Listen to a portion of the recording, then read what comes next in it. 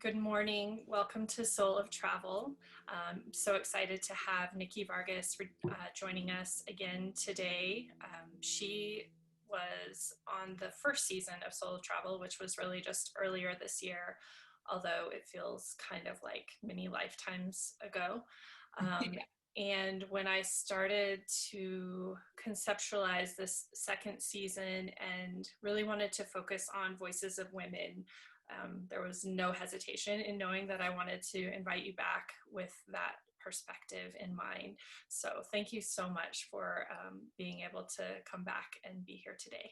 Thank you for having me. I'm excited to be back again. Thank you. And as I was preparing for our conversation today, I was really thinking about not only what would inspire people who travel, but also women in searching for their career path and their identity, and kind of how all of these things come together in both travel and communities of women. So it just kind of dawned on me that that would be really impactful.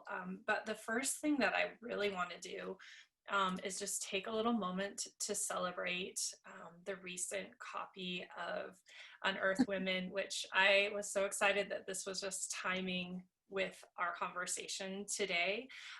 For listeners who maybe haven't listened to our conversation before or aren't familiar, I'm going to let you just talk a little bit about Unearth Women, because that's definitely why we're so aligned for this conversation for Voices of Women. And then the kind of process of why this fourth edition is so exciting for people that don't know. Sure. So for those who are unfamiliar with it, Unearth Women is a publication that I founded back in 2018.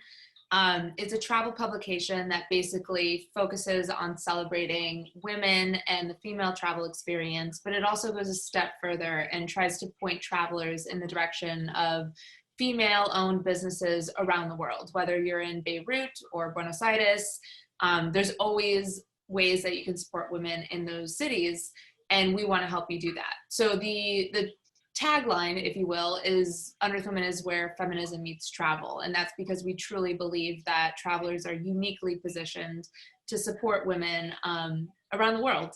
And that really comes down to how you spend your dollars and how you interact with locals and sort of how you approach a destination and a culture.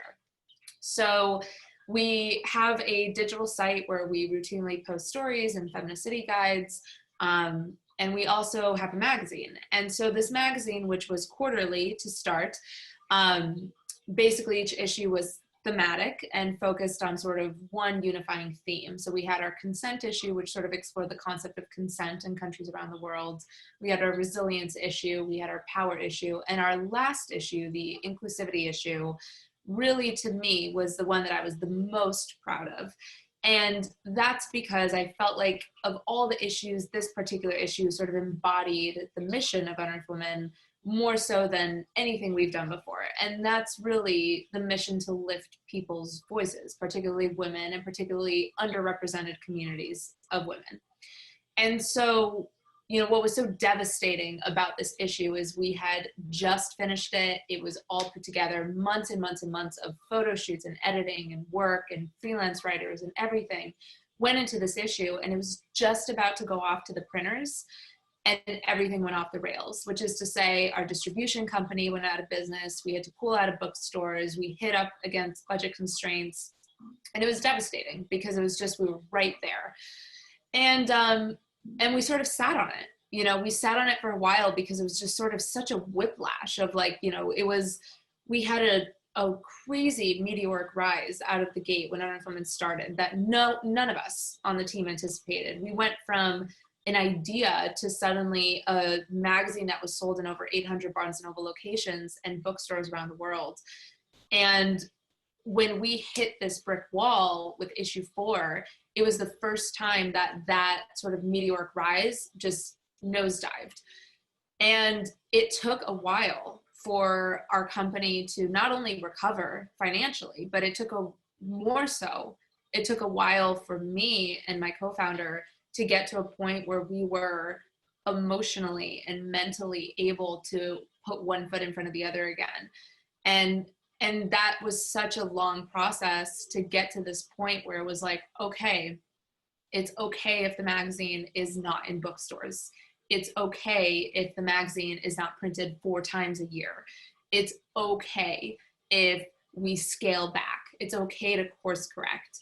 And that's what we did. So with issue 4, I basically gathered all my ducks in a row and just looked for an alternative way to get the issue out, and we did. So I'm happy to say that it's finally out after months of sort of recovering. We finally printed this issue, which is so important because not only do the writers, many of them who are writers that are not represented adequately in the travel space, finally they get to have their day in print, which is so deserved, and never sat well with me that that didn't happen. But it also opens the door to releasing future issues, which was a big question of whether we were going to be able to do that. So yeah, it's out there. You can get it on our online store. You can get digital or print copies. Yeah, you should get it. It's great. Thank you for sharing that. And I'm like, oh, the universe was definitely speaking to me, because I feel like that parallels so much the conversation that I have in my mind already, that journey. Yeah. The first thing I want to say is, for me as a reader, I'm not surprised of the trajectory of the magazine, because it is so beautiful, and I fangirled the whole last episode, so I'm not going to do that this time. But it's so beautiful. So people who haven't experienced it, it's not like a travel magazine. It is so beautiful, and I love the thematic way that the magazines tell these stories. And I also just was thinking about something about maybe a divine timing of this issue, because if it had been printed when it was meant to, Mm-hmm. I just wonder what the impact would have been versus today, because of where this year has gone, and this conversation around inclusivity has just grown and grown and grown. So it's really this beautiful time for it to really hit people's hands. So yeah, absolutely. I mean, it's sort of funny because like at a certain point, when we couldn't print the magazine, we released it digitally, and that it was out there. It had to be released one way or another. And so there was sort of this point in time where it was like, well, what's the point of printing it at this point? It's like people have had it and it's out there. And, one of the questions that I've been asked is sort of like, why would I buy a magazine that's like a year old? And the question, the answer to that question really is, to your point, the stories in there are evergreen, and they are as relevant, if not more so now than they were when they were written. And I think that, the conversation that we've had in 2020 around race and inclusivity and exclusivity, those are themes that just flow through the stories of these pages. And really, when we were putting this issue together, the biggest challenge is trying to represent so many voices and so many experiences, and being cognizant of the fact that I only bring one experience to the table, and I cannot be a voice for other people's experiences. So, right off the bat, like, we brought on guest editors. We made sure that like all of the women who were sharing these stories, that everything from the stock imagery that like accompanied a story to like their words and bio, we wanted them to feel comfortable with what was being said.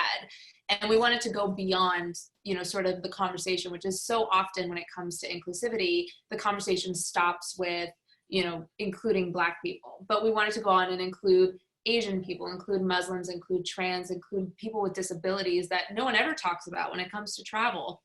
And so, I think it's impossible to have a single magazine be all-encompassing when it comes to inclusivity, but I'm really proud of this issue because I feel like it's a hell of a jumping off point. Yeah, I agree. Definitely a daunting task, and I think having this in people's hands is really important, because it's going to allow those conversations to occur. I think it's easier when it's sitting on your coffee table. Not that anybody goes to anybody's houses these days, I guess, but eventually they will. But it's just such a great way to step into that. And also, like you were saying, that was one of the things I really noticed when I first saw it, was that the conversation was broader. And I hadn't thought about that. I hadn't thought about what is it like to be someone who is disabled and a passionate traveler. Like, really hadn't crossed my mind to think about how they're represented in media, and that they're probably not reading a lot of travel articles about people that they would like to see to inspire them. And so I just love the image that this paints, and how this allows these conversations to unfold, and kind of gives permission for the difficulties of having these conversations. And I love that you brought on guest editors and writers, because we can't do it ourselves. And I think, again, that's a place of permission, where we know it's okay that we don't know it all. Yeah. We can't know it all.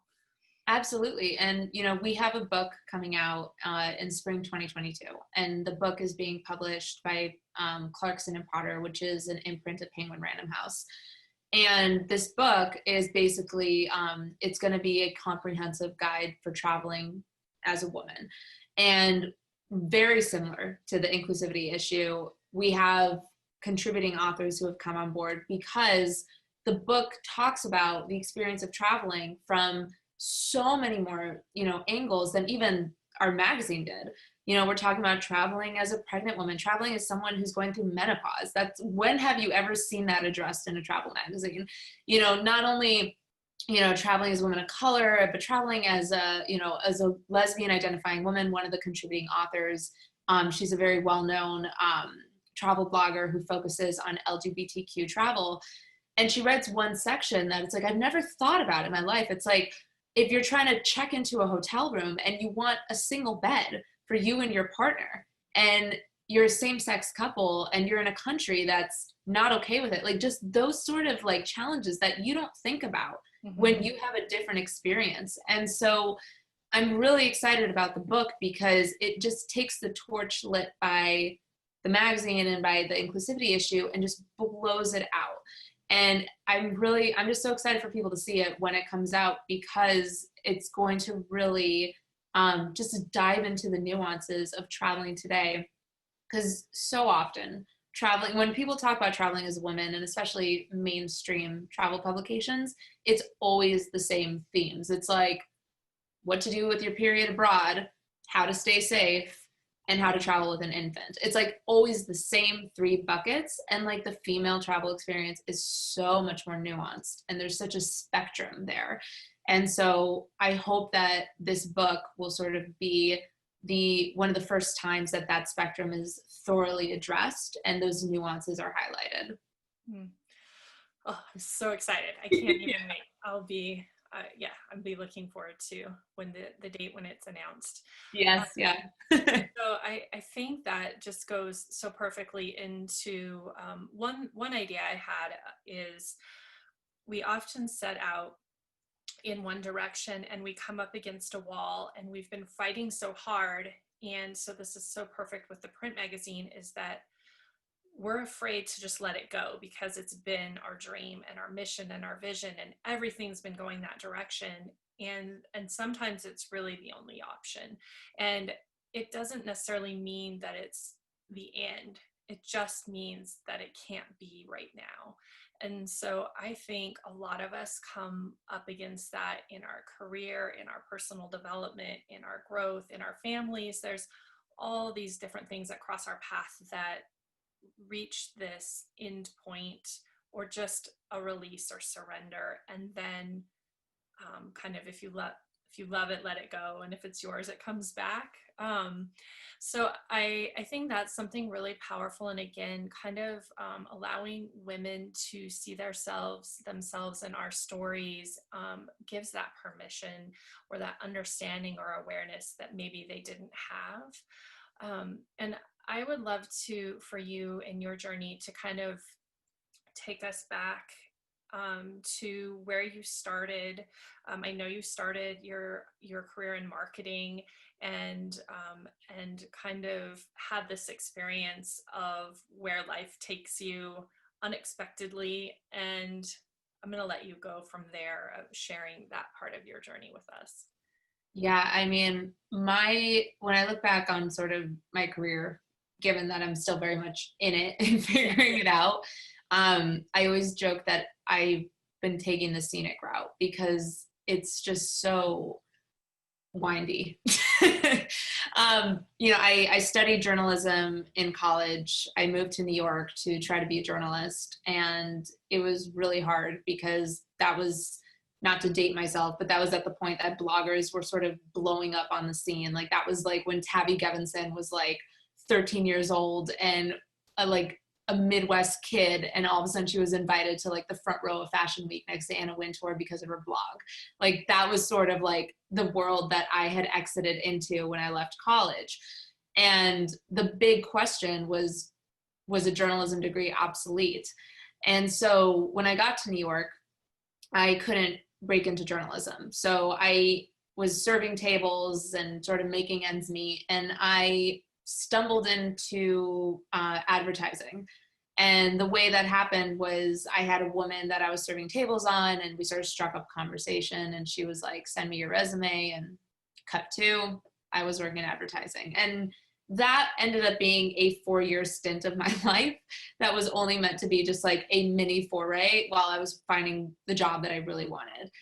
And in advertising, I had started writing on the side. I really wanted to try to keep the passion that I had for writing and journalism. And because I quite honestly found working in an office and advertising in particular so boring, I started to dream about travel writing because it transported me to somewhere that was not a cubicle under some like flickering fluorescent light.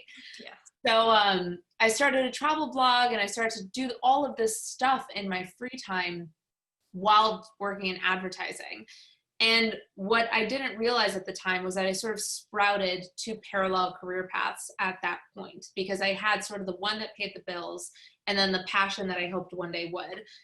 And when they finally sort of intersected was the moment that I decided to basically quit my job in advertising.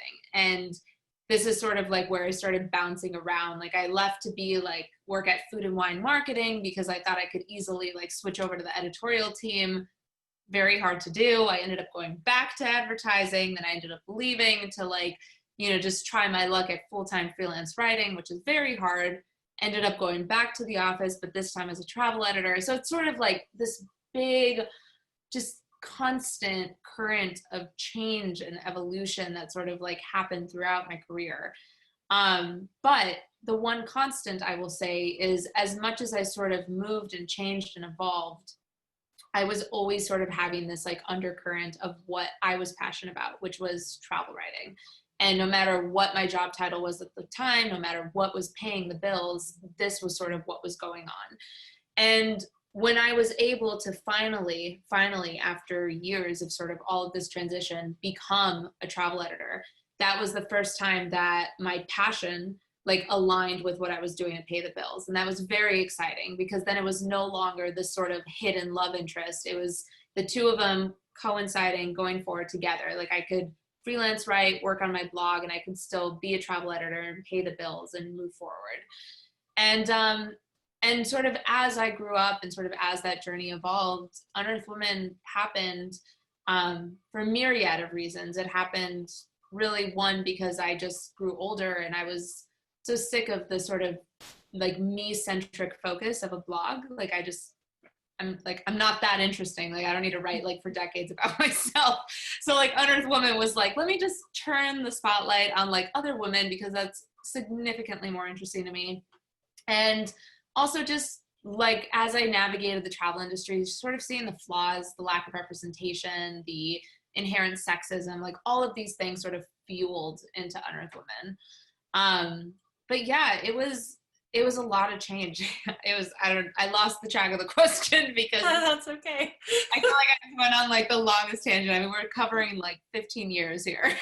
Yeah, no, I mean, that's really what I wanted to, I guess, portray is that often our career paths don't look like what we set out for. I mean, we think we go to college, we get this degree, we go get our job, we use it, we like check off all the boxes and we succeed. But often we end up wearing more than one hat, and we have more than one passion, or we have a passion that doesn't align with any of the hats that we're wearing. And we might need to pivot. We might need to go in a new direction, or we might actually just want to grow in a new direction. Like we completely discover something about ourselves. And I think a lot of women especially just feel like we need to be committed to this thing we set out for. And so just again, like opening that door and saying like the reality of it is it very often looks completely opposite than the way we think it's going to look. And I know for me, I started out actually in journalism, interestingly enough, and I have tried on so many things, it doesn't even make sense. Like if you look at my transcript, I have history of rock and roll, genetic engineering, Spanish, 2 years of interior design, like I'm all over the map. And I'm sure most of my family was just like following me like that conversation, like where are you going? Yeah. At the end of the day, it just has kind of come together because it's really interesting. I was taking a history of furniture and architecture class, which, you know, again, pretty random. And for me, what really stuck out was how it was influenced by the culture of the places and the lifestyles of the people. And I just kept like everything that was presented to me, I kept digging into it from this like sociological perspective and really this journalistic like curiosity.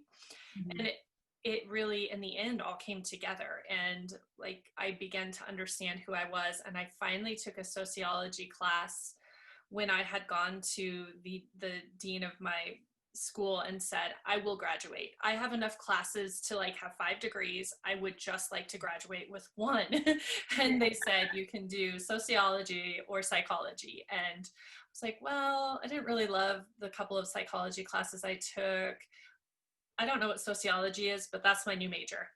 And I sat down in my first class, and I was a non-traditional student at this point, and the professor started speaking, and I just like basically started crying because I was thinking, oh, I finally found it. Like, this is how I see the world. And all of this crazy things that I've done make sense now. And so I just think it's really valuable for people to understand that like our voice might be really clear, but it just takes a while to find the direction that it's going in. Of course. I mean, I would like to make the person who leaves college knowing exactly who they are and exactly what they want to do, because, you know, when I say that it was like a journey, it really was. And each change and each metamorphosis gives you a little something like different, and gives you an epiphany there that just folds into what's ultimately going to be the bigger picture. And, you know, much to your point, that's what it was like for me. It was like every job, every change, every time I sort of stepped down the wrong path and then backtracked to where I wanted to be, I learned more and more about, you know, I keep coming to this place, and that place was travel writing. I kept coming to this place of wanting to write about the world and travel and to be a storyteller. And then ultimately that started to take more clear form as I found this passion about addressing women and telling their stories. So I don't think that, you know, as convoluted and confusing as my career path is, I wouldn't change anything, because I don't think I would have gotten to this point had I not gone down all these avenues and tried all these things and tried my hand at advertising and tried my hand at marketing, and they all played a role. You know, I would never have gotten the job at Food and Wine if I hadn't worked in advertising and met the guy who was head of their marketing team. And I would never have had my first assignment to Colombia if I had not been working at Food and Wine and known someone on the editorial team who was looking for someone to do a story on Cartagena food. And if I had never done that, then I would never have been able to launch that into a freelance travel writing career, which ultimately got me my first travel editor job at Culture Trip. And if I had never done that, I would never go on to work at Atlas Obscura, The Infatuation, and I would never have had the experiences necessary to then launch Unearth Women. So they all connect. And it may not be obvious at the time, but when you look back the way that, we are doing now, you see that sort of beautiful thread that connects everything together to get you to where you need to be. And so that's sort of where I am now. Yeah, I think, I love that. The other thing I was thinking is that our travel experiences also kind of become this map of our lives. And if I look back at who I was and where I was for some of the major travel experiences I've been lucky enough to have, and how those shaped me and kind of added a layer to this process as well. I think it's really important, and I feel so blessed that I have been able to have those experiences. I know that that's not a part of everybody's story, but it's very much a part of mine, and I know it's very much a part of yours. And one of the other things, well, it's so interesting, Colombia has come up in my life recently so often that it's almost as if it can't even, it's almost comical, I guess, at this point. It's just like someone's going to turn around and just everything they're going to say is Colombia. So I've had this conversation that keeps circling back, and I even had one yesterday. We were talking about something completely different, and then they just were oh, and this Colombia, and I'm like, oh, there you are again. But that was one of the dots too that wanted me, for me to bring you back today, is to explore your journey to Colombia and talk about why that was so important to you and impactful, and what that journey allowed for you to bring forward in your life. Yeah, I mean, I was born in Colombia, but my family, they immigrated here when I was really, really young. And I grew up in Chicago, and I hadn't been back to Colombia throughout my childhood. And snippets of my culture sort of existed, through relatives who visited or my dad. But I hadn't been back. So when I was in my 20s, and I got that Food and Wine opportunity to write about Cartagena food, that was my first time going back to Colombia. And that was eye-opening in so many ways, because the first way was that I was working on an entry-level salary, living in New York. For anyone who's done that, it's really hard. And there's no extra money to do anything. And so the idea to travel, let alone travel internationally, was really, really just seemed so far-fetched. So when I went to Colombia, I managed to it was the first time I learned about budget traveling and travel hacking, and sort of like when to book flights at the right time and when to get cheap tickets and everything. And so that was the first time that I realized that I could travel now, as opposed to having to wait until I'm 40s, 50s, have like a, better paycheck. And that was really exciting for me at that time, because it opened the world up for me in a way that really I continued to travel and travel and travel after that point, because I realized that I could. And that it wouldn't cost me an arm and a leg, that I could stay in a hostel and not a 5-star hotel, that I could fly on a red-eye flight at 3 a.m. and get a really cheap flight, that I could choose street food over like a fancy Michelin-starred restaurant. And so Colombia opened up my eyes that way. That really sort of opened up the door for travel for me. But it also really sort of sparked my love of travel writing, because up until that point, I was flirting with the idea of travel writing, but that was my first time going abroad and writing a story. And that was so exciting for me to be able to do that. And for it to be the country that I was born in, but I hadn't been back to, was very emotional and very, very exciting as well. But it really set me on my career path, that trip, in so many ways, because it just allowed me to sort of bring the world to my door, which it felt so far away before that. Mm-hmm. I think it's so interesting to go back to where we're from. And I know it's a little different because you were so young, but through the lens of travel, because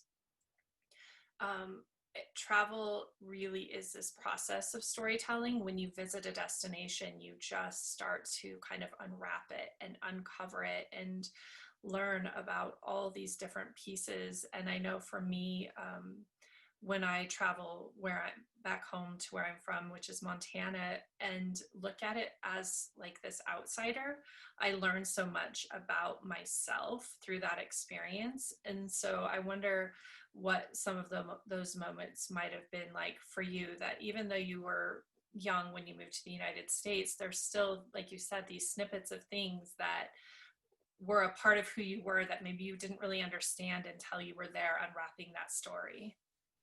Yeah, before the pandemic last year, actually, I was born in Bogota. And so last year I had the really, really amazing opportunity to go back to Bogota with my mom. And my mom hadn't set foot in Colombia, let alone Bogota, since she left the country with me as a baby. So that was really, really exciting for me to do that, because I got to see the city through the history that my family had there. And, to answer your question, what was so sort of beautiful and eerie in a way was that when I first visited Bogota, it felt like it was like meeting somebody that it was like meeting someone that you've never met before in a way. Like, it was such a weird sort of out of body experience, because I would smell things or see things or taste things that I felt like I knew, but I couldn't remember knowing, if that makes sense. It was just sort of, it was almost like a phantom limb syndrome. It's like, Yeah. oh, you're a part of me. Like, obleas is this really great street food in Colombia that's almost like a stroopwafel in like the Netherlands. It's like this thin wafer, and then they do this like caramel arequipe on it, and it's like this just very simple treat. I love obleas, and I grew up eating obleas. And so when I was in Bogota and I had obleas on the street, it was like, oh, I know you. So it's sort of like finding these little moments and these little things that it's like, oh, you're a part of me. Like, I grew up loving this or tasting this or listening to this or seeing photos of this. And even like, when my family left Colombia, when I was like maybe like 10, maybe younger than 10, my dad did go back with me. And I don't really remember the trip too much, but because like I had gone back there when I was like young enough to have some memory, it's like I remember like places. Mm-hmm. So this trip to Bogota with my mom was really, really emotional, because I got to see where we lived, and I got to see the family mausoleum. I got to see, the graves of relatives of mine that stretch back decades and decades and decades. And it's beautiful. And I think that in my 20s, I was so obsessed with wanting to go to new places. I always had to go to a new country, get that stamp, go to a new place. And as I sort of got into my late 20s and now my 30s, it's like I have such an appreciation for going back to Colombia as often as I can, and going back to places that just hold such a meaning for you, because I just think that each time you deepen that connection, that to me is more profound than getting another passport stamp. So I love it. Yeah, that's really powerful. I agree. Like, when you first travel, there's so many possibilities, and you feel like all of them are yours, and so you want to go after them. And then all of a sudden you do land on a place. And even I've traveled and felt really home somewhere that it doesn't even make sense. Like, that isn't, where my roots are, not where my ancestors are from. But for instance, when I was in Thailand, there was like the same thing, the tastes and the smells. And I remember being in a building, and it was made out of teak, like just the most beautiful teak wood floors. And we had to take our shoes off. And the minute my feet hit those floors, I was just like, this is me. I don't know. It was just such a really powerful connection to something I wouldn't have expected, because I have no connection to Thai culture or Thai history. And I had a lot of moments where, like, I still discovered things about myself. And so maybe it's just that, being barefoot is really important, or like the craft of creating things out of wood that are beautiful is something I've learned that I love. And it's just such a really empowering process to travel that way and to move slowly also through a place. And I was privileged to be there for 6 weeks. And so with no agenda. So just whatever my heart called to, that is what I did. And again, not everybody has that, but I think thinking about travel in that way of how it helps us to discover things about ourselves and about the world, and then how we bring that back into our lives, I think is a really powerful part of what travel can be. Absolutely. I mean, that's so beautiful, like that experience you had in Thailand. And I think so many people can relate to those sort of moments. And I think it just stems from, when you're home, you're in this routine, and more often than not, each day is sort of similar, day in and day out. And so when you break that routine, a lot of times you discover new things about yourself. And especially, I think about some of the epiphanies I've had in my life, both professionally and personally, and so many of them revolve around travel. And sorry, we have a guest here. His dad's trying to take him on a walk, and he's being a big baby about it. Yeah, well, speaking of epiphanies, this one was one. This is I like to say this is my favorite travel souvenir, because we picked him up while we were in Belize unexpectedly. And that was a decision we were talking about making for 5 years. And then, we decided to adopt a dog from a shelter in Kikaker off the coast of Belize City. And this is Chico, everyone, going on his walk. That's definitely one of the more impactful travel souvenirs, I'm sure. Yeah, but to go back to your point, I just think that when I look back, so much of who I am today is because I was able to step outside of my comfort zone and my routine, and I had that opportunity and that privilege to do so. And I called off a wedding because I was able to remove myself from my life here in New York and go to another country and gain perspective. I have switched careers because I was able to, go to India and think about, like, what are you doing with your life back in New York? And I always, my dad has this saying where he's like, don't drown in ankle deep water. And I feel like in New York, a lot of times I drown in ankle deep water. And when I'm pulled out of it, physically pulled out of this city, the perspective I gain is just, it's incredible. And so many big decisions in my life have been made because I was able to step back, see the big picture, and be like, okay, I'm not getting married. I don't want this job. I don't want to do this. And I go back in and I just change my life. And so, everything I have right now that I love and that I wake up for grateful to have is because of travel. Simple, like my dog, my cat, my boyfriend, like everything like in my life that that's just like my beating heart, is because I had the audacity to break routine and to venture out into the world alone. And it brought me to these incredible gifts. I'm like, I just want to sit with the magic of that for a moment. I love that so much.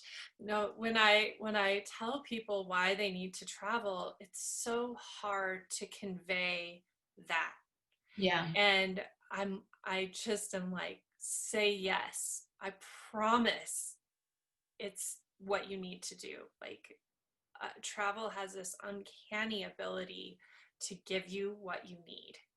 And yes. It's one of the hardest things to say yes to, because in our culture, we don't take time off. We don't give to ourselves. We don't spend money on ourselves. We think it's really expensive and impossible and hard and scary and challenging.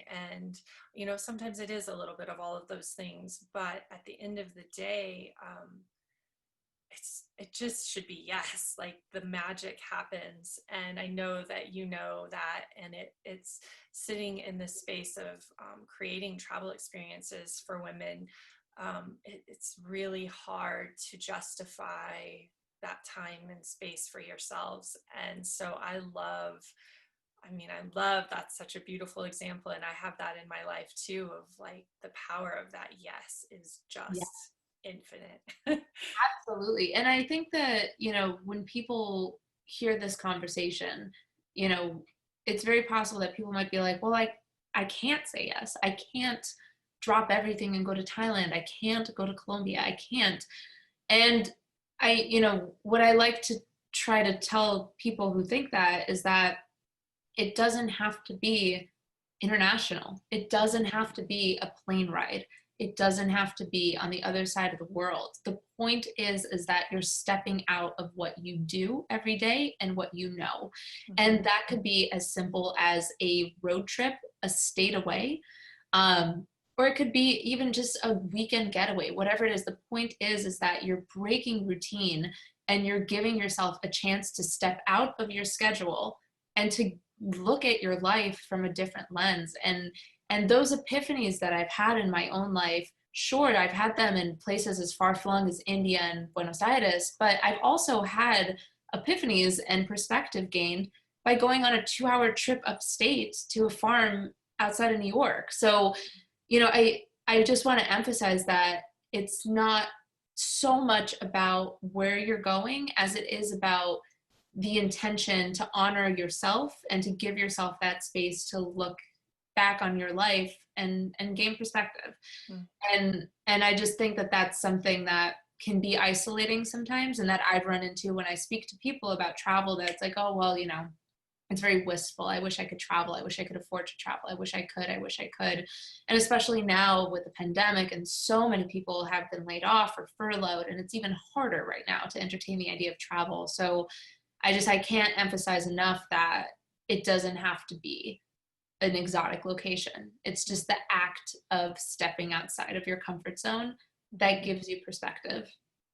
I've been thinking about that so much, especially being someone who launched a travel company and had my anniversary like minutes basically before the world shut down. And, sitting in that space of brokenhearted and getting ready to fight for this dream, right? And like, do I fight or do I let it go? And kind of tying back to that conversation where we began. And then I really started thinking about why travel is important and what it gives us. And like you said, it's this break from routine where we only operate on autopilot. Yeah. And it's this self-discovery and these new experiences and moment of reflection, or just a space to breathe. And so I think, as you were saying, part of what I really brought from that is that it's all of these experiences that we have in travel that we can almost bring back into our life as a practice. Like if we really break down what we get out of travel, we can create that in our lives intentionally every day. And, especially in New York, the magic of that city is that you could hop in a taxi and just pick some coffee shop in a different neighborhood that is going to be like going to a different country compared to where you are every day. And just say, I'm giving myself 3 hours and this book, and I'm going to talk to one stranger. And that might be enough of a catalyst for you to have some of this awareness and this shift and this movement in your life, or walking somewhere if you have that ability instead of driving, or even literally just picking up a book and sitting somewhere in your house that you don't normally sit, so you're literally gaining a new perspective and just like setting that intention for this magic to unfold. So I agree with you. I think a lot of it is a mindset, and it is accessible to everyone. And I also, that's a passion for me, is to allow as many people to have these experiences as possible, because they're so powerful and so impactful, and there's a way to do it, I really think, for everyone if you look at it from that perspective. Absolutely. I couldn't agree with you more. Well, I would just love to end this conversation. Actually, I would never love to end this conversation, but to end this conversation with something that I added since last season, which is just a rapid fire series of questions so that people can get to know you in a fun way, who you are as a traveler, and kind of end on a light note, because often we get a little deep in these schedule of travel conversations. So the first one is, what is your favorite book or movie that offers you a travel escape or inspires an adventure? Oh, wow. Oh, wow. Okay. I'm just a side note. I'm terrible at rapid fire because obviously I'm overly verbose. So like I've had people tell me like just one word answer and I'll be like, okay, yeah, but Yeah. I oh won't my, contain you. I'm literally like looking at my bookshelf like, God, so many. Okay. I have one book that I can't find right now. Okay, well, oh, I do have it. Hold on a second. Okay, this book. All right, so this is by Graham Holiday called Eating Vietnam, as you can see. So this book is amazing. I literally read this book while I was in Vietnam, which was like just mind blowing because it was like bringing to life the destination. And obviously it's about food. And while I was there, I like took my crazy map and I literally like kept notes of like every single place I was eating at, like in Vietnam. This book impacted me so much that I reached out to the author and like had a great conversation with him. This is not rapid fire by any means. Bottom line, read this book. It's great. It's very conversationalist. He writes like the late Anthony Bourdain, which is like the highest compliment I could give. I love that. And please, rapid fire is silly. I should just be like shorter than super long conversation that we just did. And such a great example of how a book can be an experience and can take you someplace and can give you that opportunity. So thank you. And I love the map. That's so cool. What is always in your suitcase? Oh my God. Always in my suitcase. Compression socks. I'm like really weird about compression socks. I'm a hypochondriac, so the idea of like getting a blood clot like really scares me. So I always have compression socks. I don't always have them, but I will say I bought some super cute and fashionable compression socks to wear when I had to take a long flight one time. So you're not alone. What is your favorite destination? I mean, Colombia, obviously, but I also really, and this is such a cliche answer, but like I love Paris, as does everybody. So, you know. Ironically, I have not been anywhere in Europe yet.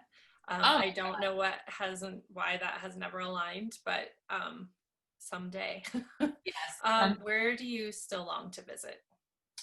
I really, really want to go to Norway. I just have a dream of visiting Norway one day, just the scenery, and it looks so beautiful. And I love orca whales, and it's one of the only places on Earth, if not the only, that you can, not as a marine biologist, you can actually snorkel with wild orcas. So that's my dream. What do you eat that immediately connects you to a place you've been? Probably pho. So yesterday we ordered actually Vietnamese from this amazing place in Queens that's founded by refugees. And it just always reminds me of Hanoi. And that, see, now we'll segue again. That refugee restaurant, is that in one of your city guides? Yeah, so it's called District Saigon. And if anyone's coming to New York, it's in Astoria, and it's founded actually by a father and son. And the father was a refugee of the, as they call it over there, the American War, but as we know it, the Vietnamese War or Vietnam War. And he's makes the most amazing Vietnamese food and pho, and they're just fantastic. So if you're in Astoria, go to District Saigon. Excellent. Who was the person that inspired or encouraged you to set out and explore the world? Literally, I don't know if anyone did. I don't know if anyone did. I guess I would have to say my family, although they were pretty pissed off when I decided to go set out in the world. But I guess I would have to say I grew up traveling with my family and doing like family trips every year. So I have to give them credit although they were very begrudgingly would accept that credit. Since when I left college to go travel, they were like, or when I graduated after college, I moved to France for a little bit. And when I did that, instead of get a job right away, nobody in my family was happy. Okay, the last one. If you could take an adventure with one person, fictional or real, alive or past, who would it be? Oh man, oh man, oh man. There's so many people. I guess this I it's gonna be a man, which is like ironic because I'm always like talking about the women.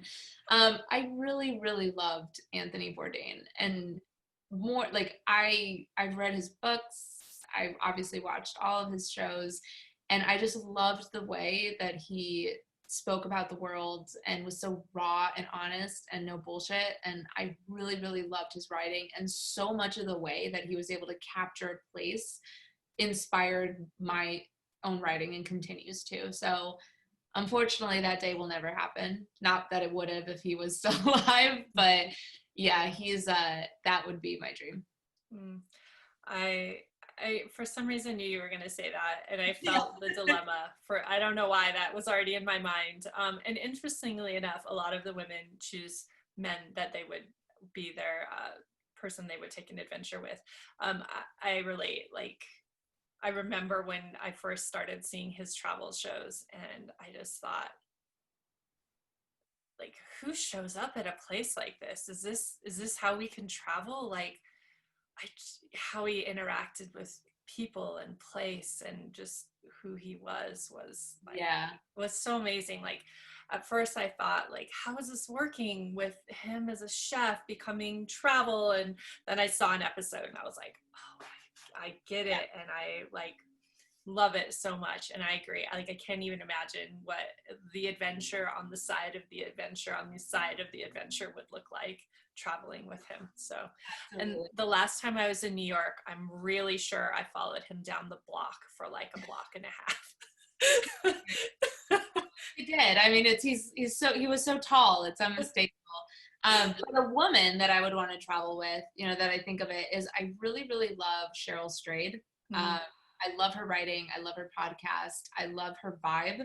And I just think she's such a badass. I mean, she obviously was a badass to hike the Pacific Crest Trail by herself. And so I think she would be so cool to travel with too. Me too. I'm going to put that out into the universe because I would really like to make that happen and to have a conversation with her about travel and her life. So yeah. Total. She's on Cameo, which I didn't know, which means you could literally surprise someone with a video from Cheryl Strayed, like sending them a video message. So I just discovered that, and I'm probably going to surprise my girlfriends with a Cheryl Strayed message. Wow, that would be exciting. Yeah, I stalked her at the last travel show I was at. So anyway, I am so happy to have spoken with you, and clearly I feel like we could just keep this rolling, but other people might not be as interested in our conversation as we are. But thank you so much. I think this was really valuable in just exploring, what it is like to show up in our careers and what that looks like for us, and the importance of the voices of women in this industry. So I'm just so grateful that we have connected and are able to continue to bring that into the space. Well, thank you for having me, and happy holidays to you and to everyone who's listening. Happy holidays. Thank you.